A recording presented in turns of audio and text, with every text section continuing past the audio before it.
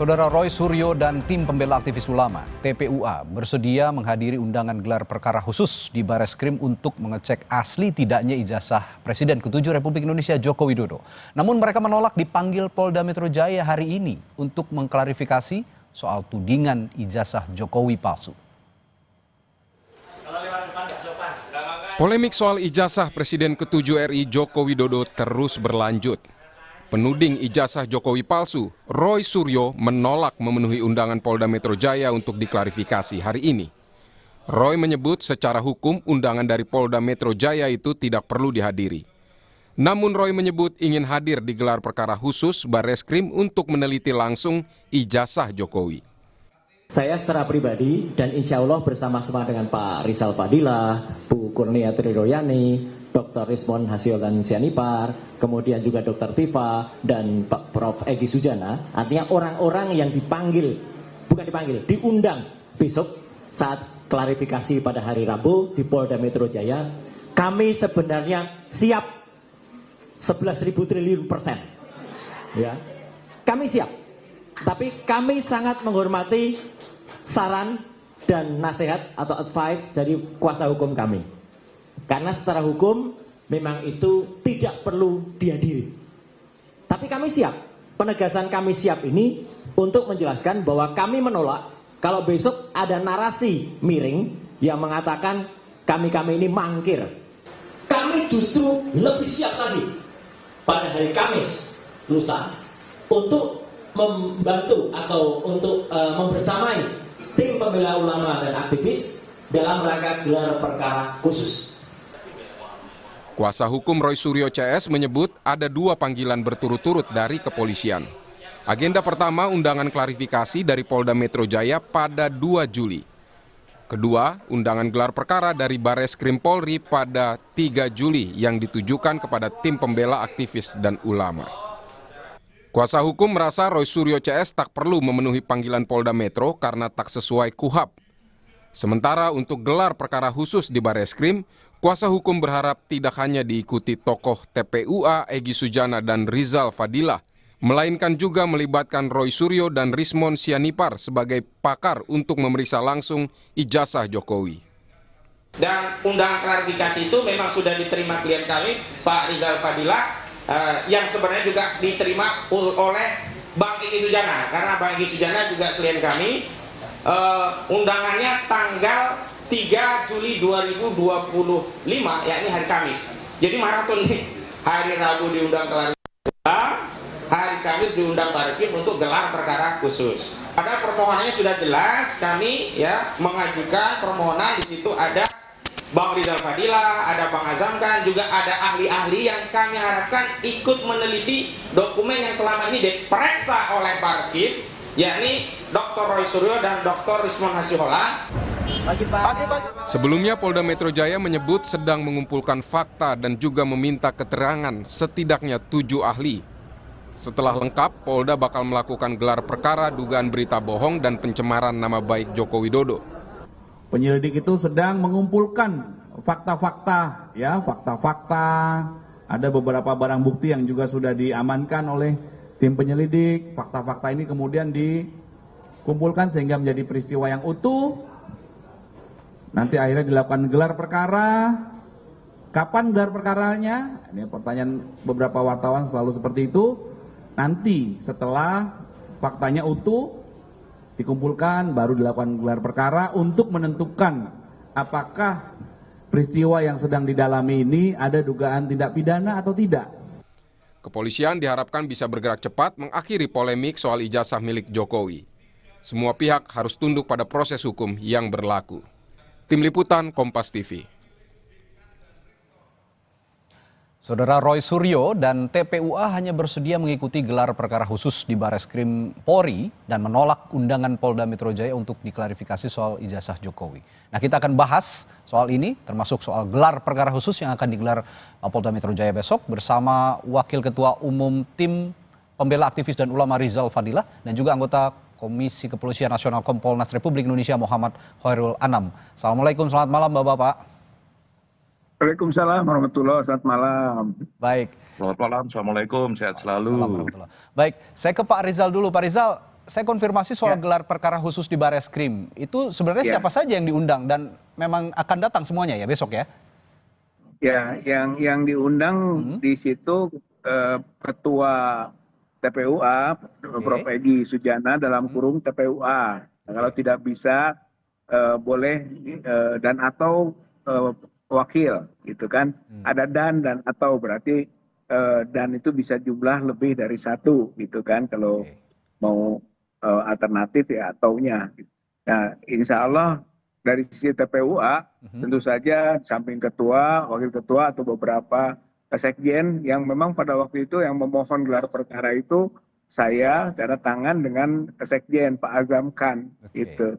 Jadi itu akan hadir. Kemudian kami sudah buat surat hari ini supaya juga bisa dihadiri oleh Dr. Roy Suryo dan Dr. Rismon ya, karena sejak awal ketika kita melakukan keberatan atas pengumuman Dirtipidum yang menghentikan penyelidikan itu sudah kita ajukan bahwa kami ingin mengajukan dua ahli itu gitu, Dr. Roy Suryo dan Dr. Rismon Sianipar, karena keduanya itu menjadi sumber dari dasar pengaduan kita ke pihak Bareskrim gitu. Jadi itu diajukan gitu, dan kemarin pada waktu ketemu dengan Biro Wasidik juga itu disampaikan kembali dan menjadi catatan gitu. Tapi sampai sekarang keduanya belum mendapatkan surat undangan. Namun TPUA tetap mengajukan gitu kan, bahwa di samping TPUA, wakil ketua dan sekjen dan mukibir itu ditambah dengan Dr. Roy Suryo dan Dr. Rismon Sianipar. Begitu, Pak. Oke, jadi dua nama itu Pak Roy Suryo dan Pak Rismon ini diajukan sebagai ahli. Kalau Anda bicara tadi seperti itu ya, Pak Rizal? Ya, oleh TPUA, karena oleh TPUA. selama ini juga data-data yang kita masukkan ke pihak Bareskrim itu adalah hasil kajian kedua ahli itu. Oke, tapi apa kalau Roy Suryo atau Pak Rismon ini nggak ikut, apa hasil gelar perkara khususnya ini nanti bakal ditolak atau bagaimana? Kok Anda yakin sekali bahwa dua ahli ini harus dihadirkan dalam gelar perkara khusus gitu, Pak Rizal?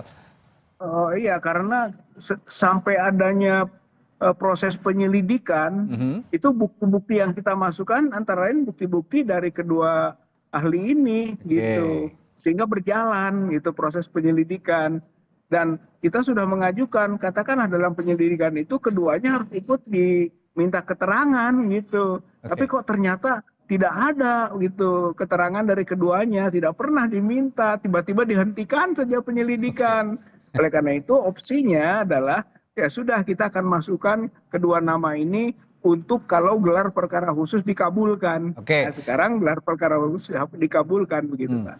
Ini saya ingin menegaskan juga atau sekaligus Anda juga bisa menjelaskan. Kalau dalam kasus hukum biasanya kan gelar perkara biasa begitu. Nah, ini yang diajukan oleh TPUA ini kan gelar perkara khusus. Bisa dijelaskan nggak sih kenapa, apa yang dimaksud dengan gelar perkara khusus yang diminta oleh TPUA ini dan mengapa penggugat menilai ini diperlukan begitu dalam kasus ini? Ya, karena di dalam Perkapolri ya 6 tahun 2019 itu disebutkan kalau misalnya pihak ada yang berkeberatan, bahkan di situ kalau kasus itu menjadi perhatian umum, itu boleh diajukan gelar perkara khusus gitu, di samping gelar perkara yang sudah dilakukan gitu. Dan kita melihat bahwa gelar perkara yang kemarin itu tidak tuntas dan tidak lengkap. Bahkan kenapa ada gelar perkara, pihak pelapor atau pengadu itu tidak diundang gitu. Jadi memang kalau kemarin diundang mungkin berbeda gitu. Kita tidak diundang, tidak dimintakan pendapatnya. Oke, kalau gitu saya tanya ke Mas Anam, betul tidak tuntas, Mas Anam? Begini posisinya, kan ini kan ada dua hal nih, satu gelar perkara khusus, satunya undangan klarifikasi ke Polda Metro Jaya. Nah, soal undangan klarifikasi ke Polda Metro Jaya, mau datang nggak datang itu adalah hak ya, haknya yang diundang ya untuk melakukan klarifikasi. Cuman biasanya kalau tidak datang artinya kesempatan untuk memberikan penjelasan, pembelaan, pembuktian atau apapun ya jadinya berkurang gitu ya, walaupun tidak hanya ketika klarifikasi, nanti ketika gelar perkara juga bisa disampaikan juga. Tapi kesempatan untuk lebih komprehensif jadi berkurang. Itu itu sisi kerugiannya. Tapi ini kan soal strategi ya, tapi ini sekali lagi ini soal hak.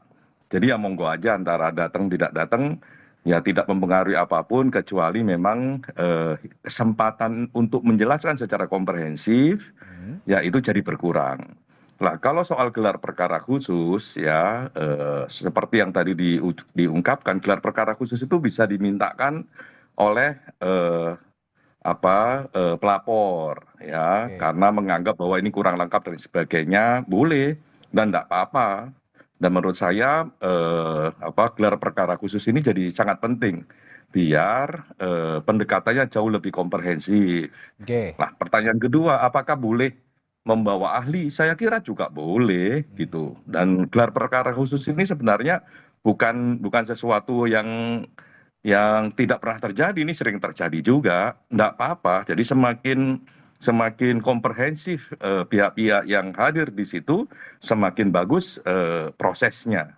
Jadi penting untuk gitu. Mas Anam, tadi kan kalau Pak Rizal bilang ada yang belum tuntas begitu dalam gelar perkara sebelumnya. Kalau gitu saya mau tanya juga, bagaimana Kompolnas mengevaluasi proses penyelidikan Bareskrim yang telah memeriksa 99 saksi dan 7 dokumen pembanding dalam kasus ini? Kalau kami sih sederhana saja, kita cek dari awal sampai akhir ya. Tapi apapun itu haknya para pihak lah ya, terlapor, pelapor untuk meminta gelar perkara khusus itu soal yang lain. Mau dikatakan tuntas, mau belum lengkap, mau apapun yaitu memang haknya dan memang sudah diatur. Oleh karenanya kita harus hormati itu dan kami setuju ya Bareskrim menggelar gelar perkara khusus dan kami memang meminta untuk menghadirkan para pihak secara lengkap, termasuk kalau ada ahli yang mau dihadirkan monggo saja, itu yang pertama. Yang kedua, gelar perkara khusus itu juga harus mengundang pengawas ya, termasuk kami pengawas eksternal. Kami cek, kami katanya juga mendapat undangan ya, saya nggak lihat langsung undangannya karena saya lagi di Bangka Belitung. Nah, menurut saya inilah gelar perkara khusus itu titik akhir ketika semua orang memang dikasih kesempatan untuk menunjukkan posisi pembuktian, posisi argumentasi keahlian dan lain sebagainya. Sehingga pasca itu ya harus dihormati secara bersama-sama. Dan itu kan diceknya tidak hanya soal substansi, tapi juga soal bagaimana proses penegakan hukum itu berjalan. Dan saya kira ini langkah yang baik ya, ada gelar perkara khusus. Nah, dalam gelar perkara khusus ini mungkin semua kalau yang awam belum terlalu paham dan belum tahu begitu, apakah ini nanti sama dengan gelar perkara sebelumnya atau ada yang lain dari yang sebelumnya? Apakah nanti juga dokumen akan dipampang semua, digelar semua, dilihat semua oleh semua yang berkepentingan, dan yang terlebih lagi apakah bisa juga disaksikan oleh publik secara langsung? Prinsip utamanya adalah di gelar perkara mau khusus maupun biasa adalah semua proses itu dipaparkan, semua hasil dari proses dipaparkan baru dinilai. Lah bedanya kalau gelar perkara khusus salah satunya adalah ada permintaan dari para pihak. Kalau di sini ada pihak pelapor yang mengatakan bahwa ini kurang lengkap, ini kurang tuntas, boleh itu. Boleh untuk dimintakan kembali gitu, sehingga punya kesempatan untuk memberikan penjelasan kepada peserta gelar sebenarnya apa yang belum, apa yang sudah, atau apa argumentasi yang belum digunakan, apa yang sudah digunakan. Itu saja sebenarnya. Pak Rizal, kalau kemarin kan Bung Roy Suryo tuh mengatakan bahwa hari ini sebenarnya kan diundang oleh Polda juga ya untuk klarifikasi begitu. Nah, tapi menolak untuk hadir. Kemarin alasannya kalau Pak Roy Suryo ini secara hukum tidak diperlukan untuk hadir. Tapi saya ingin tanya juga dari Pak Rizal pandangannya, menolak undangan dari Polda hari ini kenapa sih kira-kira? Ya, sebagaimana tadi disampaikan Pak Khairul Anam, saya kira itu gambaran tentang satu hak ya, hak untuk bisa hadir atau tidak dengan segala konsekuensinya bagi kepentingan pemahaman tentu saja.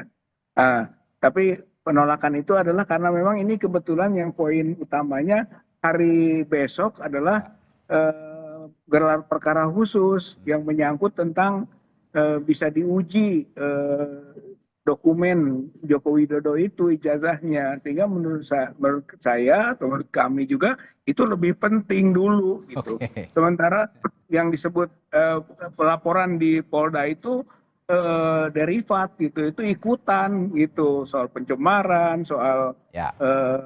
ujaran kebencian, bohong, itu kan ikutan dari yang dianggap kita melakukan tuduhan yang tidak sesuai atas status ijazahnya. Jadi yang lebih pokok seharusnya adalah yang Besok. ijazah dulu itu. Ya. Jadi itu Oke. sebetulnya yang paling poin utamanya. Jadi jangan dulu yang derivatnya dulu, baru jangan yang derivatnya pokok. dulu. Yang pokok dulu gitu. Ya. Jadi kalau kata Mas Anam tadi sempat nyinggung juga, ini bagian dari strategi hukum gitu ya Pak Rizal ya? Ya saya kira itu boleh saja kita melakukan langkah-langkah yang kira-kiranya sesuai dengan aturan hukum juga gitu. Kalau strategi juga harus berbasis aturan hukum, nggak bisa seenaknya. Iya. Oke. Yang paling penting silakan. sebenarnya begini, kesempatan untuk menjelaskan pembelaan oleh siapapun ya yang dituduh dan kesempatan melakukan pembelaan terhadap apapun yang dilaporkan itu juga penting. Termasuk juga penting juga mengkontestasi dengan apa yang dilakukan oleh kepolisian, apa yang sudah didapat, caranya bagaimana Oke. dan sebagainya. Oke. Sehingga itu lebih komprehensif dan saya kira langkah positif dengan gelar perkara khusus ini ya penting untuk dimanfaatkan oleh semua pihak. Nah itu poinnya, termasuk Oke. nanti Ya. kami akan cek Kompolnas kalau diundang pasti akan datang. Nah, terakhir ke Mas Anam, dalam gelar perkara khusus, bagaimana kepolisian harusnya meyakinkan prosesnya sehingga tidak ada lagi pertanyaan soal gugatan begitu? Kalau selama ini kan masih ada pertanyaan-pertanyaan soal itu gitu lah dari pihak kepolisian. Kalau di gelar perkara khusus kan semua pihak diundang, ya toh, ya disitulah berkontestasi, ya apa argumennya, ada nggak buktinya, apa langkahnya, atau kalau ahli ada nggak argumentasinya, ada nggak konsepnya dan sebagainya, itu semuanya diuji oleh peserta gelar. Lah oleh karenanya memang semua pihak harus mempersiapkan secara baik sehingga memang pertemuan gelar perkara khusus itu jadi tuntas. Lah pertanyaannya gini, apakah boleh gelar perkara khusus itu diumumkan di publik? Saya kira karena ini masih proses bagian dari proses penegakan hukum di Undang-Undang Informasi Publik memang dibatasi. Kalau itu dibuka semua nanti merugikan banyak pihak, ya, dan itu mengganggu proses penegakan hukum. Tapi kalau pertanyaannya, apakah hasilnya bisa diumumkan? Saya kira harus diumumkan ke publik, biar publik juga mendapatkan informasi seterang-terangnya. Dan yang pasti prosesnya tidak ada yang terlewat seperti tuntutan yang diinginkan oleh teman-teman dari TPUA begitu ya, Mas Anam ya? Iya, kalau gelar perkara khusus saya kira sudah tidak ada lagi ini nggak dilibatkan, ini belum disampaikan, nggak bisa begitu. Kesempatan emasnya itu di situ. Kesempatan emasnya di situ. Baik, kita nantikan besok ada gelar perkara khusus dan nanti mudah-mudahan hasilnya juga bisa diterima oleh semua pihak dan bisa menuntaskan kasus ini secara terang-benderang dan tuntas begitu ya. Baik, terima kasih Wakil Ketua Umum Tim Pembela Aktivis dan Ulama Rizal Fadilah dan sama-sama Pak Khairul Anam. Selamat malam, assalamualaikum. Sama-sama. Terima kasih banyak.